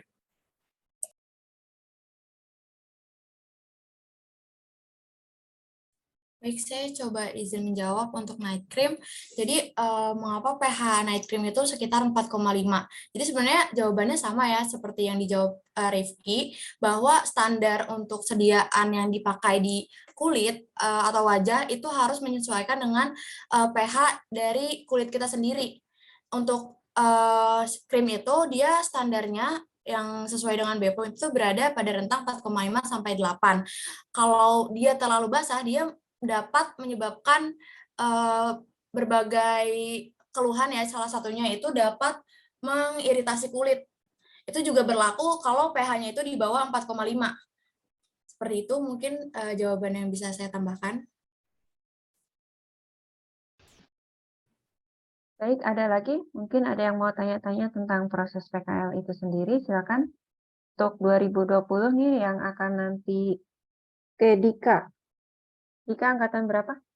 2020 ya? Oke, silakan. 2020. Baik, terima kasih Bu dan semuanya buat kesempatannya. Saya ingin bertanya sih lebih ke teknis gitu sih. Itu kan tadi ada proses panjang ya yang udah dijelaskan dari kakak-kakak sekalian tentang PKL itu. Nah, pas pembuatannya itu kan apakah ada campur tangan? Itu kan tadi dijelasin caranya ya, prosedurnya. Nah, di dalam cara atau prosedur itu ada campur tangan mesin atau semuanya manual kita manusia semua yang buat atau gimana ya gitu. Terus di lab pembuatan produksinya itu apakah ada penanggung, maksudnya kayak kita dibimbing gitu nggak sih pas pembuatannya gitu, pas PKL. Terima kasih. Kanung, jawab Kanung. Oke, terima kasih atas pertanyaannya. Saya izin menjawab. Jadi itu yang pertama itu kan kita dikasih tugas gitu ya, masing-masing proyek masing-masing. Kemudian kita bikin sendiri nih formulasi trialnya. Kemudian konfirmasi ke kepala R&D-nya gitu. Ini formulasinya udah bener belum gitu kan, tingkat untuk pembuatan serum tuh udah bener belum kalau formulasi seperti ini, dan banyaknya jumlah yang digunakan tuh udah bener belum gitu kan. Jadi kita konfirmasi nih ke kepala R&D atau yang biasanya membuat formulasi trialnya itu kan. Nah, untuk bantuan pembuatannya, kalau misalkan bahannya perlu di mixer, itu bisa ada di sana tuh ada alatnya. Kalau misalkan perlu cuma bahannya itu bisa diaduknya pakai tangan, itu ya udah nggak perlu di mixer gitu kan. Biasanya tuh kalau misalkan di R&D tuh kita manual gitu pakai tangan, nggak pakai mixer. Kalau misalkan pakai mixer itu biasanya dia dalam skala udah prosesnya tuh udah banyak dalam jumlah yang banyak gitu. Seperti itu sih mungkin jawabannya. Oke, Kak. Tapi bukankah memproduksi skincare itu dalam skala besar ya? Iya, aku mau menambahkan ya. Jadi tadi kan sudah dijelaskan sebelum pembuatan produk pastinya ada pembuatan sampel atau sediaan dulu. Nah, untuk skala kecilnya misalkan untuk membuat 100 gram atau 100 mili gitu ya, 50 gram, 50 mili itu membuatnya kita memakai ya kita sendiri gitu ya Pak, tanpa alat yang besar gitu. Itu untuk skala kecil, itu sebelum benar-benar approve dari customer-nya. Biasanya itu di R&D pembuatannya untuk skala kecilnya. Nah, kemudian setelah misalkan sudah sesuai yang diinginkan dari customer, misalkan ini dari pembuatan yang di R&D udah selesai gitu ya, pembuatan sediaan atau sampelnya dikirim ke customer, udah sesuai sama yang dia mau gitu ya. Nah, kemudian dia bakal membuat pesanan nih, misalkan dia ingin membuat sebanyak 50 kg gitu ya, atau berapa pieces, biasanya sampai 5.000 pieces atau berapa pieces, yang itu masuk baru ke produksi yang besar, itu biasanya menggunakan alat. untuk pencampurannya, untuk homogenizernya itu menggunakan alat yang besar. Seperti itu. Dan buat filling-nya atau pemasukan ke bautnya atau ke potnya gitu, ke botolnya juga menggunakan alat seperti itu. Hanya kita pakai pakai bantuan kita juga untuk menampungnya gitu ya ke alat ya gitu sih. Apakah sudah jelas atau ada yang mau ditambahkan yang lain? Silakan. Saya izin menegaskan aja. Jadi tadi kan kata Frans, pembuatan kosmetik itu dalam skala besar. Jadi sesuai namanya kita bekerja di 2 departemen, yaitu Research and Development dan juga Quality Control. Di mana di riset itu kita membuat produk baru yang belum kita kembangkan lebih besar dalam jumlah besar. Jadi kita memproduksi secara skala laboratorium, di mana produksinya itu masih sekitar 10 mili, 100 mili, atau paling besar itu 500 gram yang kita buat dengan yaitu instrumennya itu masih ada yang pakai manual, pakai tangan. Lalu untuk beberapa produk seperti clay mask atau produk-produk yang menggunakan menggunakan bahan yang sulit homogen seperti titan, itu bisa juga kita menggunakan mixer dan homogenizer. Nah, setelah produk dari R&D itu di-approve oleh customer, baru produk tersebut diproduksi secara massal yang nantinya dilakukan oleh staf produksi dan dimonitori oleh quality control. Seperti itu mungkin lebih jelasnya. Sudah jelas, Kak? Baik, sudah jelas. Terima kasih, Kak, semuanya. Baik. Saya lihat tadi Wildan sudah raise hand, silakan. Iya, Bu. Terima kasih atas kesempatannya. Saya izin bertanya berkaitan dengan pertanyaan sebelumnya tadi. Di PT ARK ini biasanya dalam sehari itu produksi paling besar itu berapa produk, dan yang paling banyak diminati sama konsumen itu biasanya produk apa ya? Terima kasih. Oke, coba dijawab ya. Kalau misalkan sehari berapa banyak produk itu, sehari bisa 6-7 kali proses produksi, tergantung seberapa banyak dan seberapa rumit pembuatannya. Karena kalau misalkan krim itu pasti butuh waktu lama, karena biasanya dari suhu 80 derajat turun ke 35-40 itu bisa kita tinggal sejam atau kita tinggal istirahat gitu. Jadi ganti-gantian shift-nya. Nah, itu yang bikin lama. Kalau kayak serum dan lain-lainnya itu mungkin agak cepat karena nggak butuh pendinginan yang gimana-gimana banget. Atau ya suhunya stabil di suhu ruangan atau suhu 30 gitu. Nah, kalau misalkan paling banyak itu kapasitas mesin homogenizer-nya itu maksimal 150 kilo. Tapi kita nggak pernah sampai di 150 kilo, paling tinggi itu 122 atau 125 kilo. Dan kalau di ARK misalkan tatra di SPK itu 122, itu sebenarnya berarti pesanannya kurang lebih 120 gitu. Tapi 2 kilonya sebagai cadangan untuk nge-backup kalau misalkan ada kesalahan atau apa ketika proses pengemasan dan lain-lain, entah tumpah atau kurang atau gimana gitu. Dan karena ini maklon yang kecil, jadi mereka ngefasilitasin pembuatan dalam skala yang bisa kecil gitu, mungkin 500 pieces atau 1000 pieces, karena kalau di maklon besar itu setahu saya minimal 4000 pieces untuk pembuatannya. Jadi gitu mungkin menjawab ya. Ada yang mau nambahin? Silakan.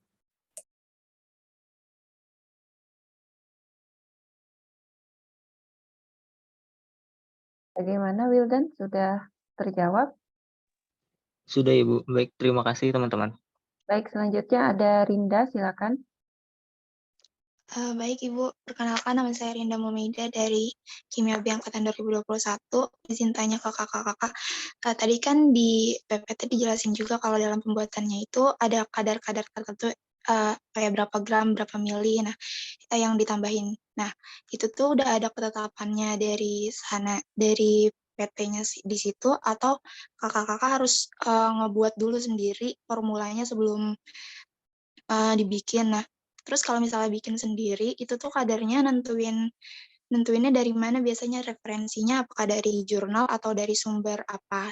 Nah, terus kalau misalnya udah dibuat gitu, terus ada standar yang nggak sesuai, kayak misal pH-nya nggak sesuai sama standar yang ditetapin, itu tuh produknya apa langsung dibuang atau ada proses tertentu yang bisa bikin produk itu nggak dibuang, tapi diubah jadi yang bisa layak sesuai standar. Itu aja, Kak. Terima kasih. Silakan. Baik, saya izin menjawab pertanyaan Rinda. Terima kasih atas pertanyaannya. Jadi pembuatan produk yang kita buat itu kita lihat pertama kita buat dulu, kita susun bahan-bahannya, lalu untuk persentasenya itu sebenarnya persentase itu ada di supplier.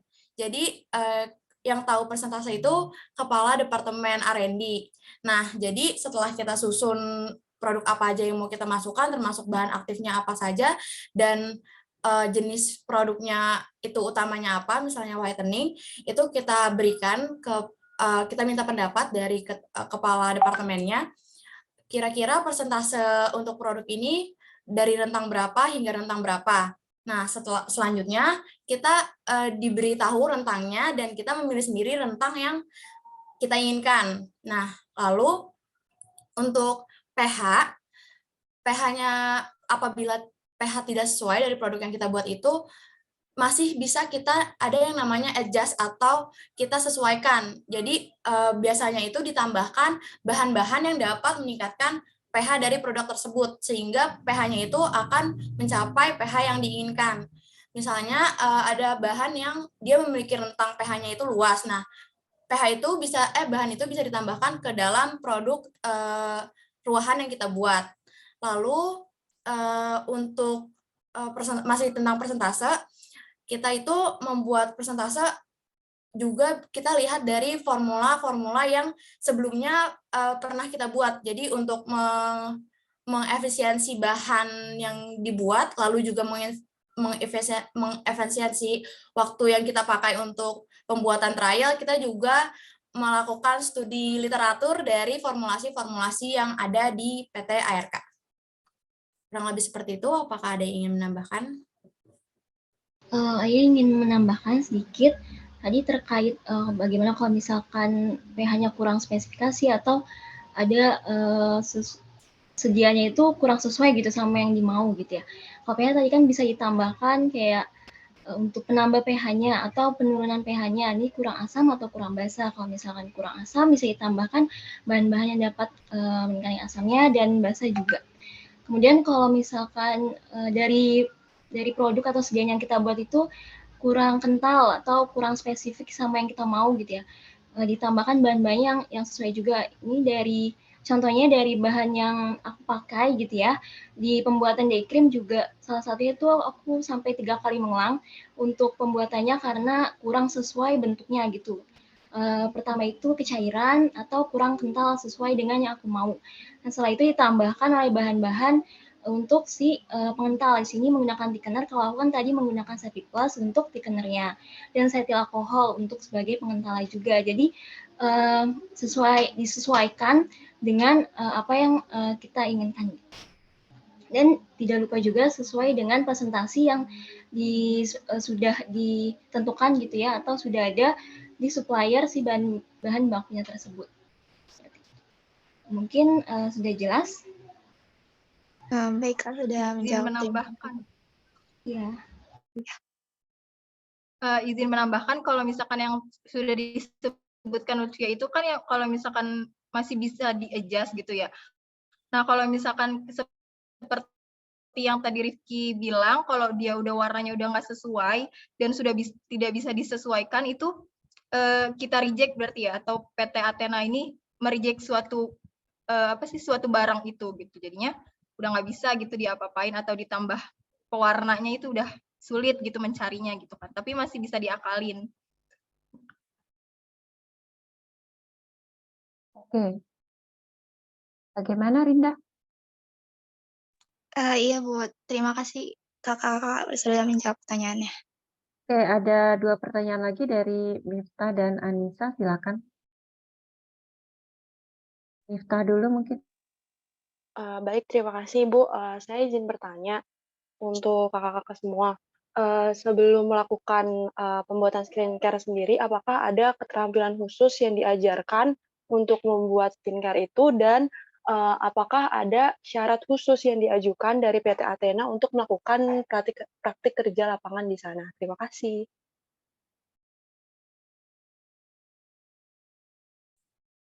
Oke, coba dijawab ya. Terkait dengan keterampilan tertentu, nggak ada ya, atau syarat tertentu itu nggak ada. Cuma kita akan dibimbing gimana caranya manajemen waktu ketika baik kan bentuknya kan mulai dari skala kecil ya, dan itu biasanya ada pemanasan, ada pencampuran dan lain-lain. Itu kita diajarin manajemen waktunya. Kalau misalkan lagi ini coba sambil masak air gini-gini. Terus kalau misalkan udah jadi tuang dan siapin kayak apa ya buat cooling down-nya itu jadi ada wadahnya gitu nanti pakai apa air gitu nanti direndam itu disiapin juga cara manajemen waktunya dan beberapa tips kayak misalkan penimbangan terus nimbang warna kayak gimana, parfum kayak gimana, terus juga kalau masak air pasti akan menguap jadi dikira-kira juga jangan terlalu panas, jangan terlalu rendah juga gitu. Atau dengan mungkin secara teknis ada pengadukan juga karena kalau misalkan bikin serum, biasanya tantangannya itu serumnya keruh dan akhirnya jadi harus dibuat ulang lagi. Itu yang kadang suka agak bikin deg-degan. Jadi pengadukannya juga pengaruh banget dan juga ya hal-hal teknis seperti itu yang mungkin nggak harus kita punya dari awal ketika harus datang, tapi itu akan kita punya selama kita belajar di sana gitu jadinya berkembang gitu. Mungkin ada yang mau nambahin sisanya?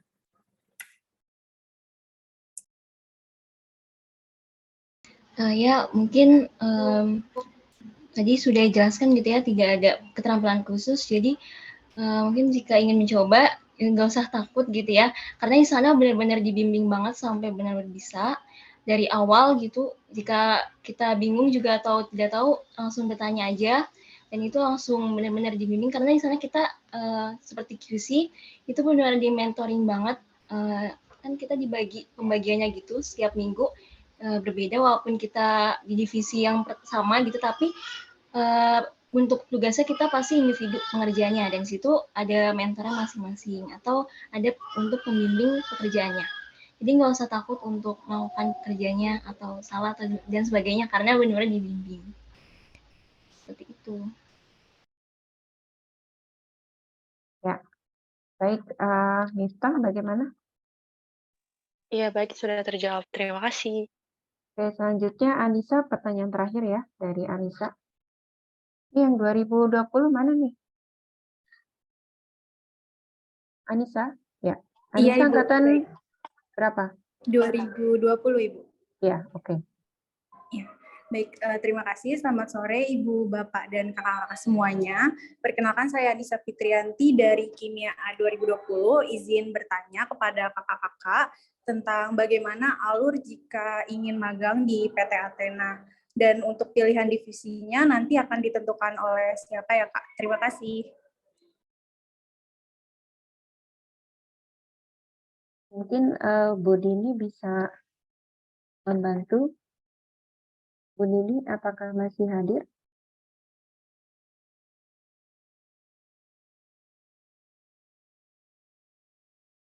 Bu Nidi ya? Iya, Ibu. Bu Nidi? Halo? Iya, Bu. Ya. Maaf, Bu, boleh bisa diulang tadi? Ini ada mahasiswa yang mungkin berminat untuk mengajukan PKL di sana. Apakah masih diperbolehkan untuk angkatan selanjutnya? Kemudian bagaimana alur untuk pendaftarannya?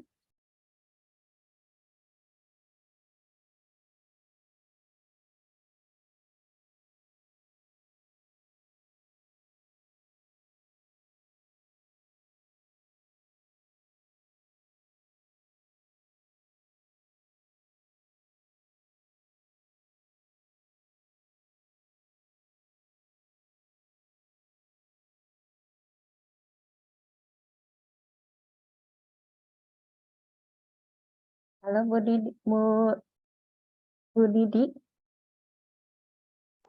Halo Bu, Ya. Ibu mohon maaf tadi suaranya putus-putus. Oh, suaranya Boleh putus-putus ya? ya, gambarnya juga tadi. Oh, oke. Bagaimana kalau misalnya mahasiswa ingin mengajukan PKL di sana, alurnya seperti apa Bu, alur untuk pengajuannya? Atau Rifki mohon dibantu dicek pertanyaan dari Anissa tadi. Ya, sudah Ibu, sudah dibantu.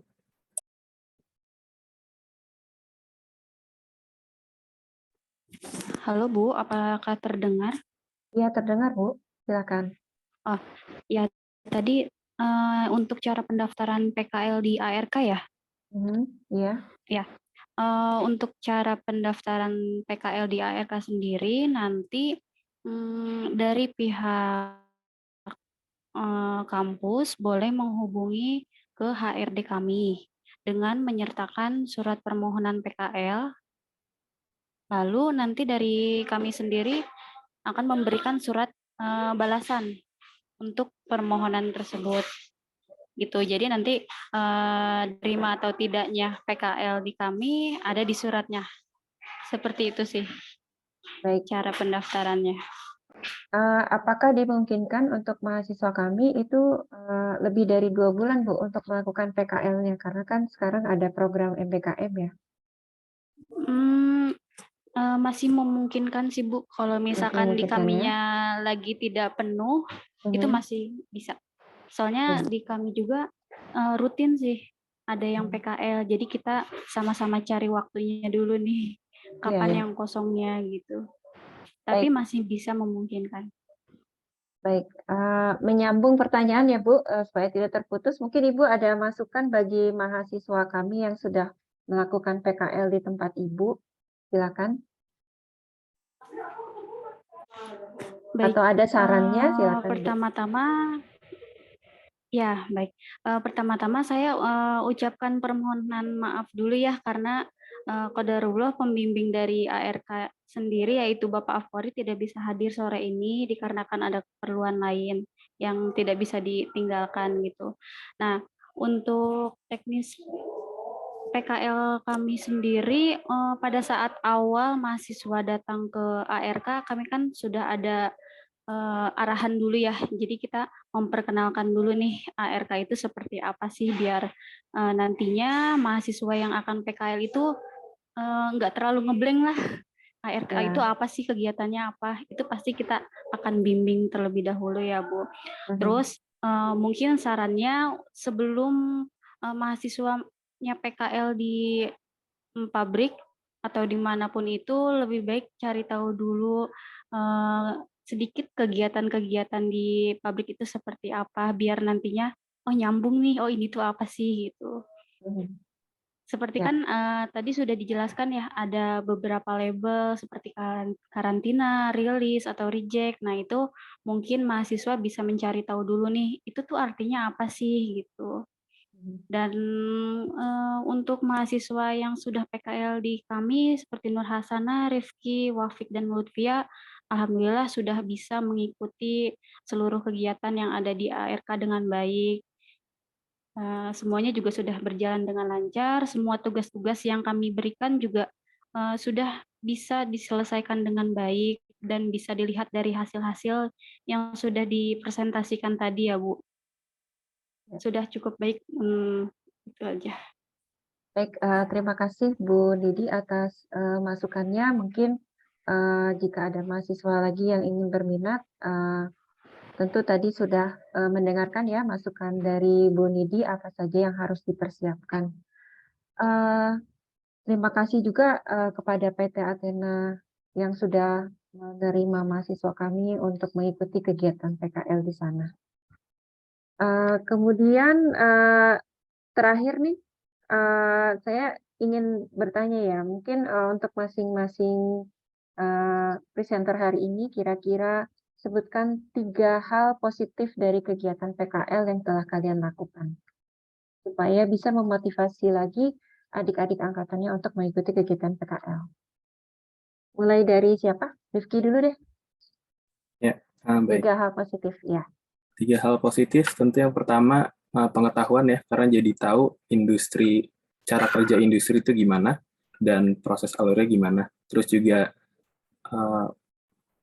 teamwork kita atau kerja bareng tim dan koordinasi dan lain-lainnya itu dilatih banget karena kita nggak bisa miskom sedikit pun karena selama 1 hari itu akan berjalan terus semuanya barengan dan temponya cepat gitu. Jadi nggak bisa leha-leha ataupun nggak bisa nanti-nanti dan itu ngaruh banget gimana cara manajemen waktu serta keterampilan yang pasti karena kita nggak pernah punya akses sebebas itu untuk mengeksplor ataupun mencari tahu gitu seolah-olah kita baru terjun di dunia baru dan akhirnya boleh tahu ini itu, megang ini itu dan mengoperasikan. Jadi nggak cuma ngelihat terus dan ataupun cuma observasi aja, tapi bisa langsung terjun langsung gitu.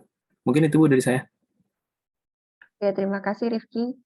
Baik, selanjutnya Nur Hasanah, silakan. Baik, terima kasih. Tadi hal positif atau manfaat gitu ya dari praktek kerja lapangan. Yang saya dapatkan ini melatih kemampuan dan keterampilan mahasiswa sesuai dengan pengetahuan. Jadi kan kalau di kampus itu kan kita hanya mengetahui materi gitu ya. Nah, kalau di PKL ini kita jadi paham betul gitu kayak gimana kerja itu kayak gimana gitu kan. Kemudian juga untuk melatih berkomunikasi dan interaksi dengan banyak orang gitu kan. Terakhir untuk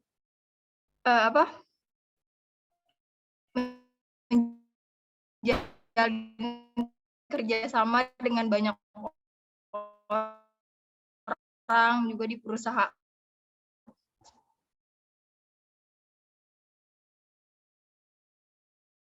Sepertinya Nur Hasanah ada kendala ya?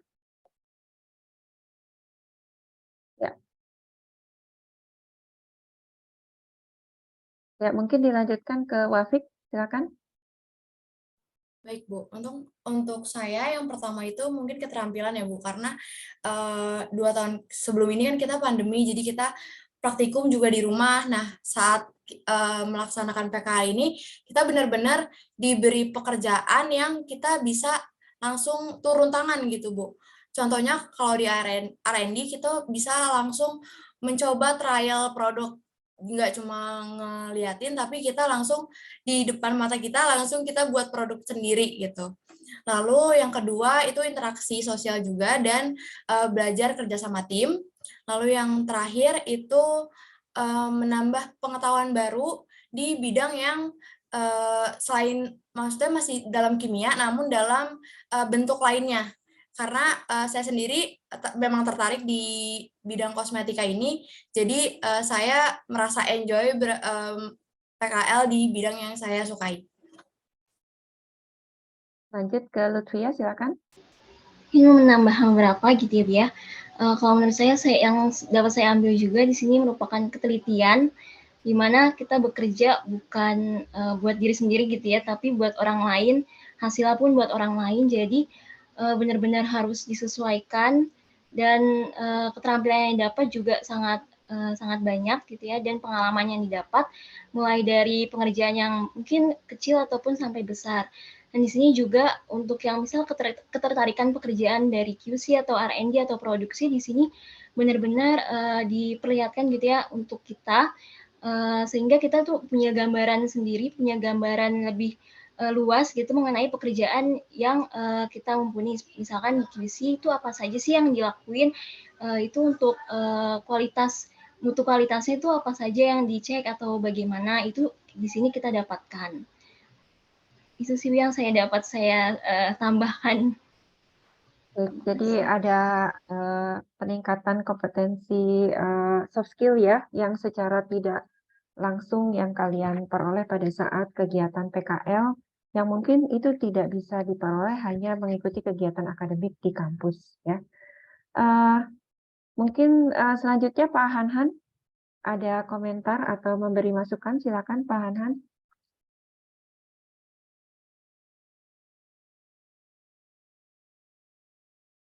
Halo Pak Hanhan. Oke, Ya Bu, ya. Ya, Bu. mungkin ada masukan dulu Pak Hanhan, silakan. Oke, mohon izin. Terima kasih Bu Vera atas kesempatan yang diberikan, dan tadi Bu pembimbing ya dari PT Athena, maaf saya tadi kurang jelas namanya, Bu Dini atau namanya Bu? Ibu Nidi. Oh, Widi ya, oke, mohon maaf. Widi. Kemudian rekan-rekan mahasiswa yang hadir pada sore hari ini.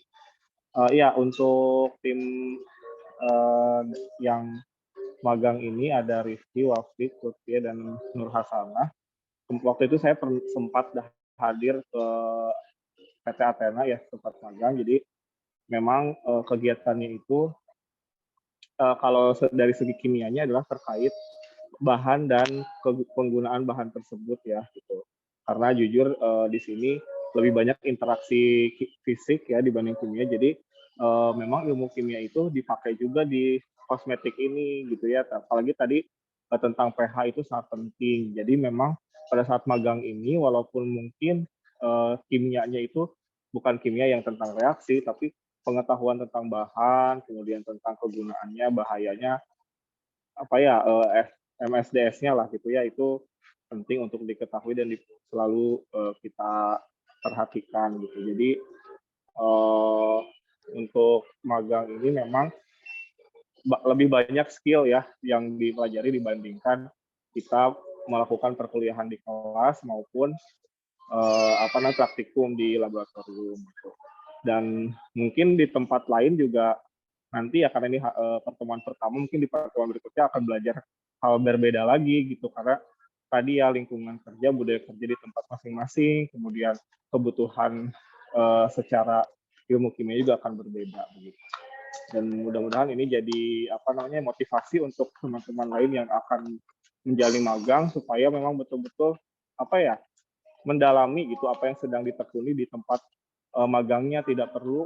Sebetulnya tidak perlu untuk harus selalu sesuai dengan minat kita ya, karena mungkin di awal kita nggak tahu seperti apa pekerjaannya, tapi lama-kelamaan kita mempelajari hal tersebut secara rutin tiap hari gitu ya, jadi lama-lama jadi ahli gitu ya, walaupun awalnya tuh tidak begitu suka gitu. Apalagi kalau saya tuh pertama jujur kaget gitu, oh Rifki di PT Athena gitu kan, tentang kosmetik gitu ya, gitu. Saya kaget pertamanya.